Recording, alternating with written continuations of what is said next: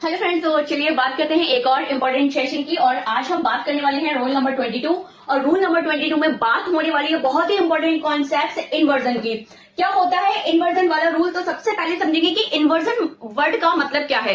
तो inversion word का मतलब क्या है, सबसे पहले इस चीज को समझेंगे, फिर आप बाकी मुझे यहाँ आंसर कर पाएंगे जो भी आपके सामने यहाँ क्वेश्चंस लिखे हुए हैं राइट और रॉन्ग वाले। तो एक बेसिक स्ट्रक्चर होता है किसी भी सेंटेंस को बनाने का। सबसे पहले हम लगाते हैं सब्जेक्ट और उसके बाद में आती है हमारी वर्ब। लेकिन जब इस स्ट्रक्चर को हम क्या कर देते हैं, पलट देते हैं, यानी कि वर्ब को पहले रख देते हैं और उसके बाद में अपना सब्जेक्ट आता है, तो इस फॉर्म को कहा जाता है इन्वर्जन। यानी कि इन्वर्जन में क्या होगा, सबसे पहले इसमें आपका इन्वर्जन वाला वर्ड आता है, उसके बाद आपकी हेल्पिंग वर्ब आती है, हेल्पिंग वर्ब के बाद अपना सब्जेक्ट आता है और सब्जेक्ट के बाद आपकी मेन वर्ब आती है। तो कहा जाता है जब सब्जेक्ट से पहले आपकी वर्ब आ जाए तो इस वाले फॉर्मेट को कहा जाता है इन्वर्जन वाला रूल। ठीक है, तो चलिए आइए देखते हैं। आपको मुझे यहाँ देखकर बताना है कौन सा सेंटेंस राइट है, कौन सा सेंटेंस रॉन्ग है। ये वो सारे वर्ड्स लिखे हुए हैं जो अपने साथ में क्या लेते हैं, इन्वर्जन फॉर्म का रूल लेते हैं। ये बहुत बार एग्जाम में पूछा गया है, इसलिए इन सारे वर्ड्स को आप लोग याद रखेंगे।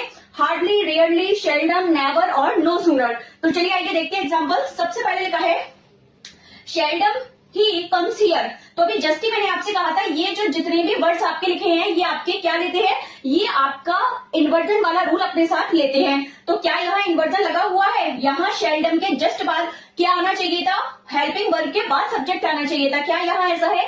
यहाँ ऐसा नहीं है, तो इट मीन्स ये हमारा आंसर रॉन्ग है। नेक्स्ट देखेंगे seldom does he come here. तो यहाँ पे हमने देखा, हमने शेल्डम के जस्ट बाद क्या लगाई है, हेल्पिंग वर्ब लगाई है। आप लोग स्ट्रक्चर से मैच कर सकते हैं। हेल्पिंग वर्ब के जस्ट बाद हमने क्या लगाया है, सब्जेक्ट, और उसके बाद में हमारी क्या आई है, मेन वर्ब। यानी कि यहाँ पे हमने इन वर्ड के साथ क्या यूज किया है, इन्वर्जन यूज किया है। सब्जेक्ट से पहले वर्ब का यूज हुआ है, मतलब यह इन्वर्जन है, तो इसलिए ये आंसर हमारा करेक्ट है।